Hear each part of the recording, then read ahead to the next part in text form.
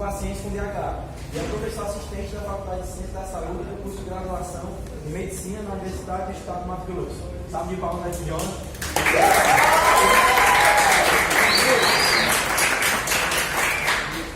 Obrigado, bom dia a todos e parabéns por vocês estarem aqui. Eu acho que vocês são privilegiados, né, de ter esse evento com vários profissionais falando cada um da sua área, né, concentrado no Huntington, nessa cidade onde tem uma alta prevalência de pacientes, né, e essa capacitação eu penso e vejo que é de uma grande valia para vocês.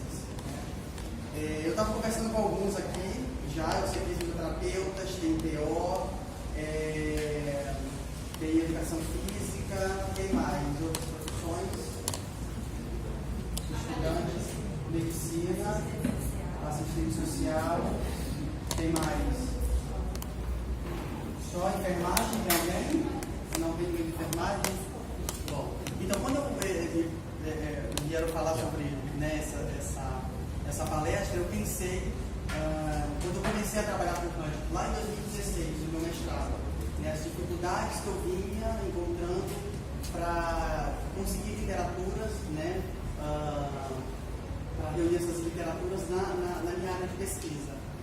E aí, como tem várias pessoas e vários cursos aqui, eu pensei, bom, vou levar um pouco de tudo, né, para que possa contribuir aí um pouco para cada área. Aí o resumo da minha apresentação vai ser basicamente isso aqui, eu não sei se espero que dê tempo, né, para falar um pouco do curso da doença, da mobilidade, o risco de quedas,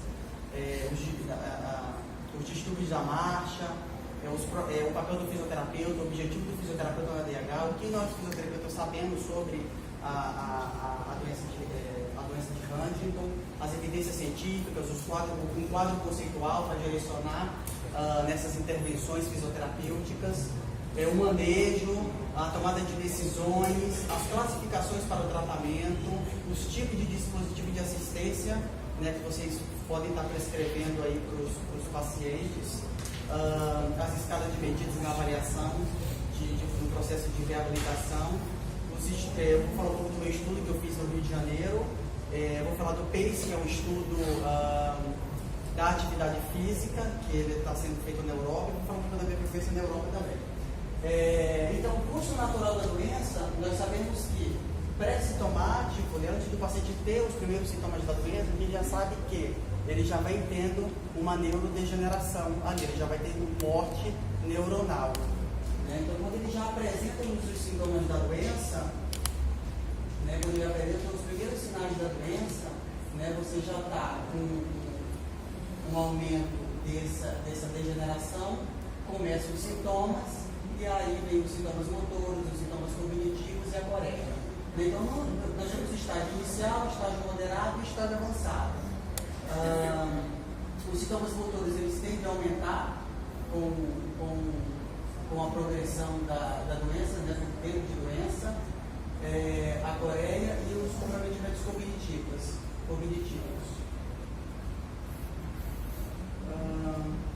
Aqui eu quero trazer para vocês um pouco da classificação do estágio da doença conforme a TFC.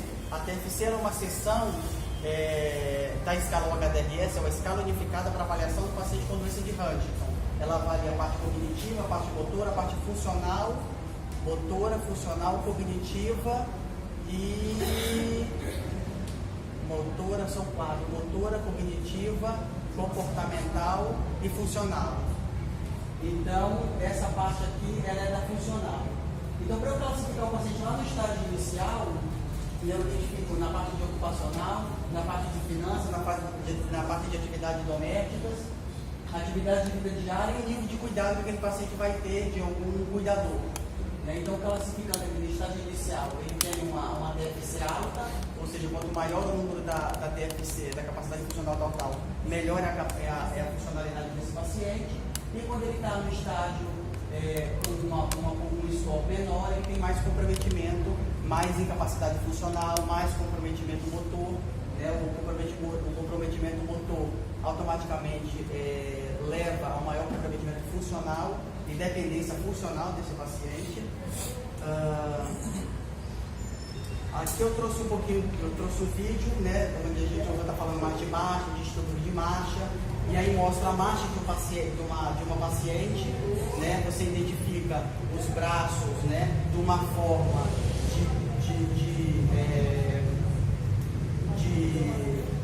essa base alargada para ela poder se controlar, né, para ela ter o melhor controle desse equilíbrio, né, a gente identifica que ela tem uma variabilidade dos passos, né, nesse começo aqui do vídeo, quando ela inicia a marcha, ela tem uma distonia, né, de uma inversão, então isso são fatores, né, são sinais motores, comprometimento motores que leva ao paciente a esse risco de queda, até essas quedas, até os tropeços, que eu vou estar falando mais à frente.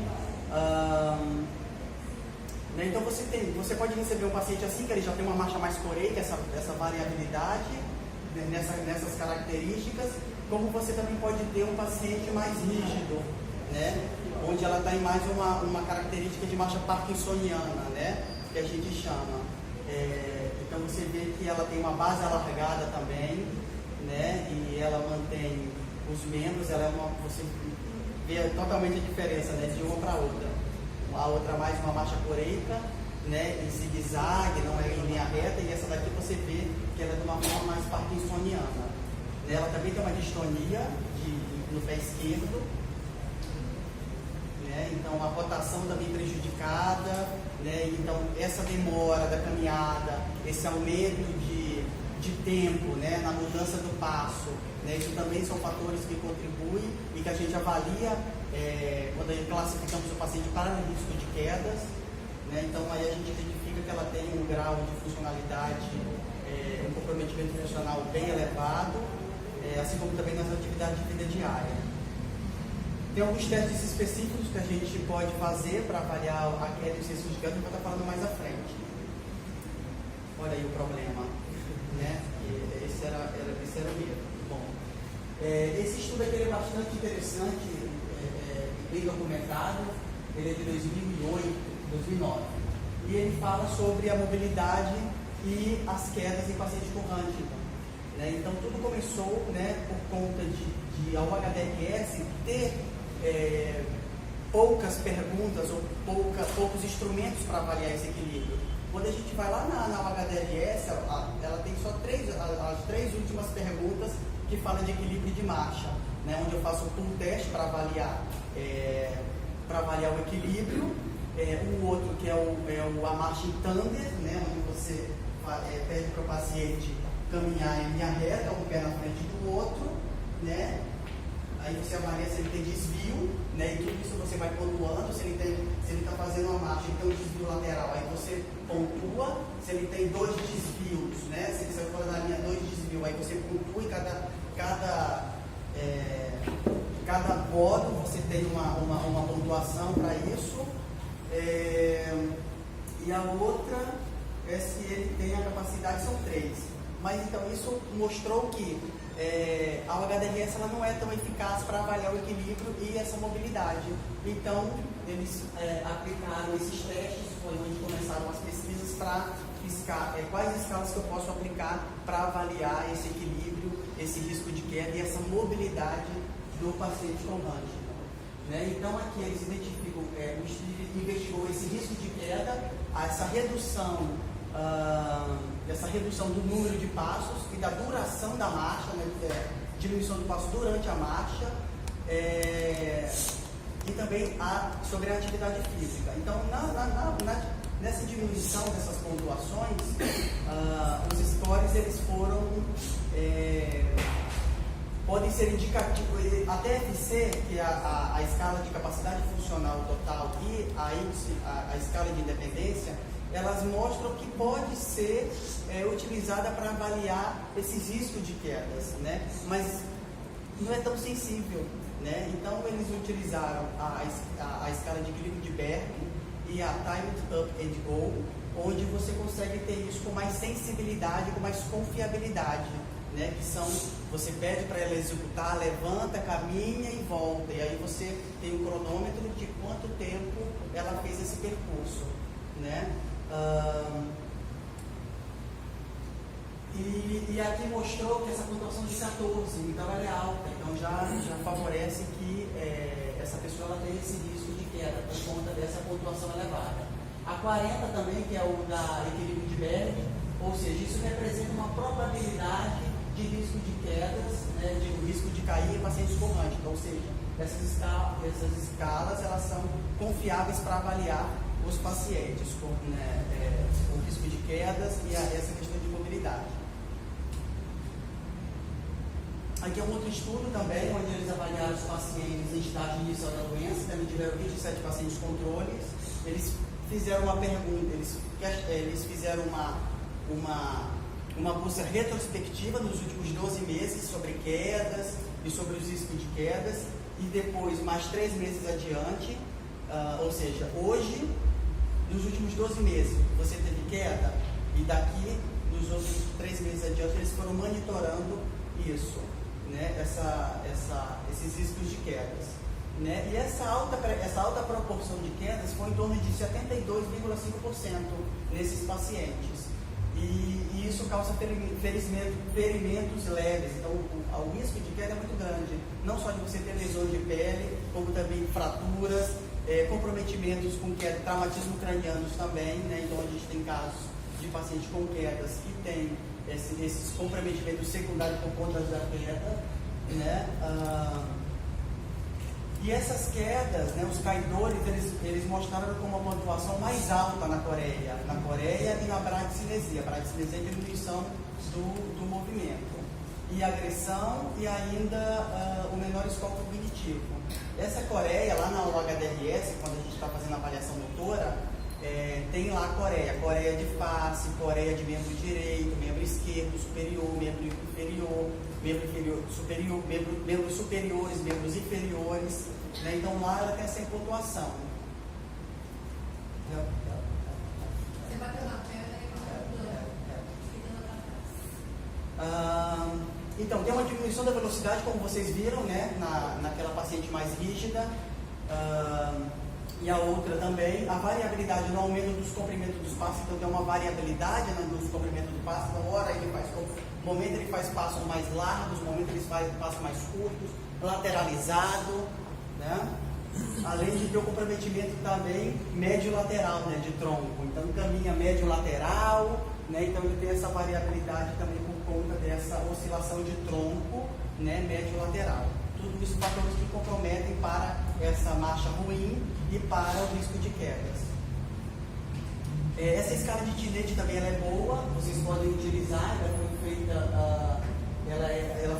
ela inicialmente foi criada para avaliar o risco de quedas em pacientes idosos, né, mas aí trouxeram essa escala para a gente avaliar os pacientes com Huntington, né, e ela teve essa capacidade de avaliar com precisão esse risco de quedas e foi determinado um uso como medida de validade. Tá? Tiveram bons resultados que vocês podem utilizar nessa avaliação. Tá? Então, dentro disso tudo, né, qual que é o papel do fisioterapeuta?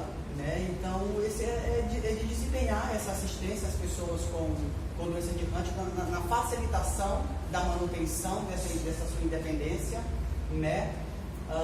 Do modo, se ele tem uma dificuldade nessa independência, vamos investigar o que está levando a isso, se é um movimento coreico, talvez é algum órgão que está mal posicionado em casa, né? Então investigar a fundo e para facilitar essa funcionalidade, essa independência desse paciente, essa mobilidade e automaticamente essa qualidade de vida.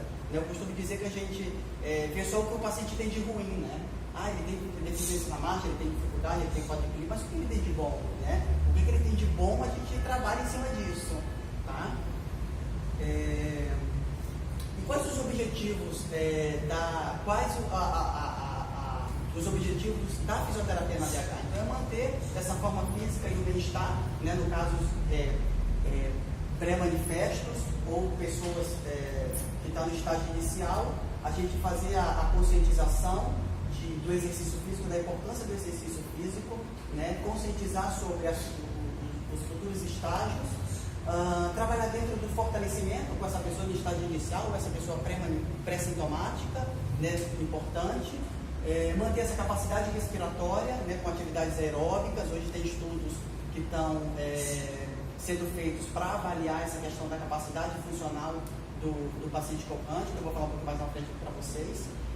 Prever esses ajustes de dispositivo de auxiliar, às vezes o paciente tem uma certa condição ainda de ter essa mobilidade, mas por falta de conhecimento dos colegas, por falta de conhecimento da família, de orientações da família, ele vai, não, vamos para a cadeira de roda, porque senão vai cair. Então isso aí você já está automaticamente incentivando a ele não ter essa mobilidade, né? E aí a gente deixa de ver o que o paciente tem de bom ainda, né? Por mais que seja uma marcha que não seja tão funcional, mas o que eu posso pôr de auxiliador para estar contribuindo para ele ainda ter essa mobilidade, né? Para a gente estar retardando essa próxima fase, né?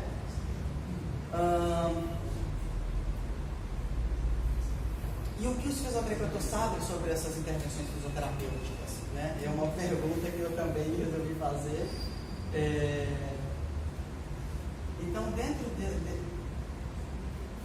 com base nisso, né, em 2008, né, se criou esse estudo bastante interessante, bem documentado, feito por um grupo de americanos e um grupo do Reino Unido, que estuda bastante Huntington.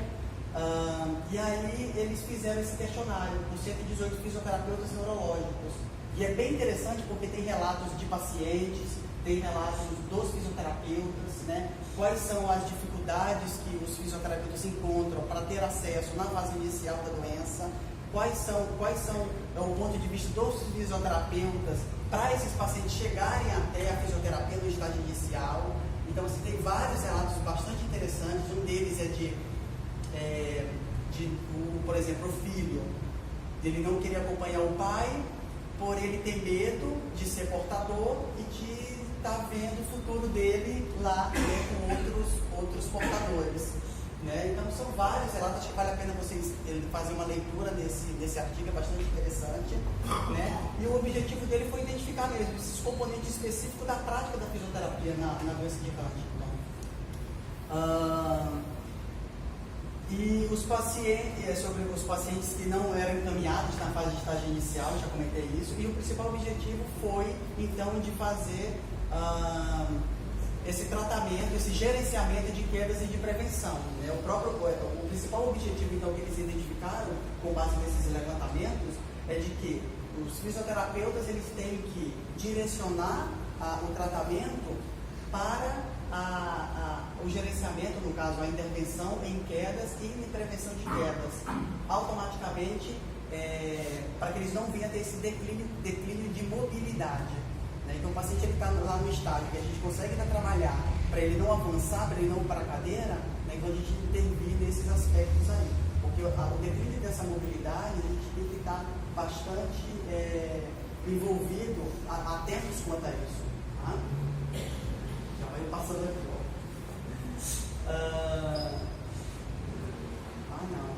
Não.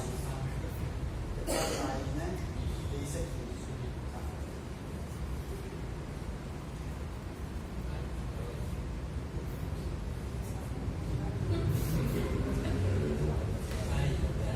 Não é.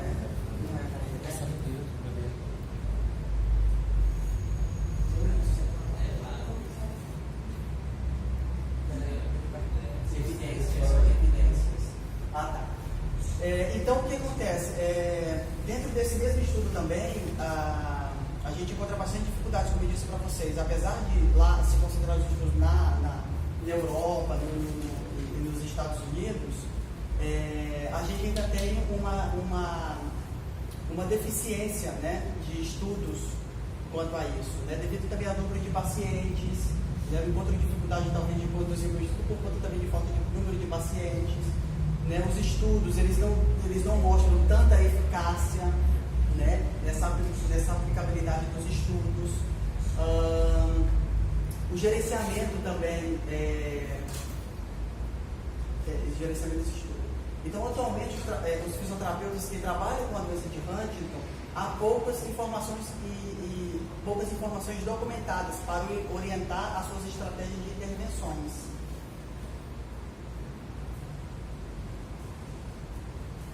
Então, a gente tem poucos estudos na área, poucas intervenções, os estudos não têm uma eficácia bem concreta, então isso também dificulta o nosso manejo, dificulta o direcionamento da nossa intervenção. Mas uma coisa que a gente tem que ter em mente é que essa intervenção fisioterapêutica, né, na doença de Huntington, ela deve ser modificada de acordo com os problemas do indivíduo conforme o estágio da doença. Né? Então é importante a gente trabalhar com o paciente no estágio inicial de uma forma, o paciente no estágio intermédio ou médio de uma forma e o paciente no estágio final de uma forma. Tá? A gente tem objetivos diferentes aí.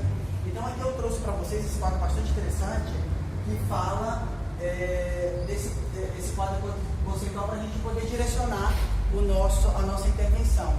Né? Então, com base lá naquela escala que eu falei para vocês da DFC, onde dá um caminho para vocês para saberem qual estágio que o paciente está, né? Vocês vêm aqui e vê, aqui eu tenho o estágio da doença nesse quadro, que é a continuação, tá? Então, o estágio da doença, resultados da avaliação, os principais problemas de acordo com a fase da doença, e aqui as estratégias de intervenções e os principais objetivos da intervenção. Então aqui em cima eu tenho os estágios da doença, então pré-sintomática inicial, intermédia e final. Então aqui a gente observando nessa fase inicial, a gente sabe que tem pouco comprometimento, né? Pouco comprometimento funcional, poucas limitações funcionais, né? Então a gente pode talvez identificar aí uma coreia, né, do nível mais leve, né? A gente pode ter aí um equilíbrio prejudicado, né? Se você aplicar uma daquelas escalas, alguns problemas motores finos pode ser notado, né? Isso vai depender de cada paciente, né? Cada paciente ele tem uma manifestação diferente, né? Os alagamentos, as instabilidades, né? Então quando eu for para o estágio intermediário, isso pode estar de uma forma com mais agravos, esses sintomas motores, né? A gente já tem aí mais comprometimento nas alterações posturais, que foi aquilo que eu falei, médio lateral, naquele vídeo lá que nós vimos no começo, né? Então essa marcha coreica, então ela tem que ter muito essa linha médio lateral, né? Então isso também é um fator que está bastante presente nessa fase intermédia da doença. A fraqueza dos músculos estabilizadores, do músculo core, músculo abdominal, né? A gente consegue trabalhar bastante também esses músculos com a ecoterapia, vou falar mais na frente, as distonias, a diminuição de amplitude de movimento, a lentitude do movimento, né? Né, quando você pede para o paciente fazer um teste lá, notou a pronosupinação, onde você avalia esse movimento, essas limitações respiratórias, né, não sei se vocês conseguiram perceber, mas ela tinha uma inspiração mais profunda, né, então tem alguns que a gente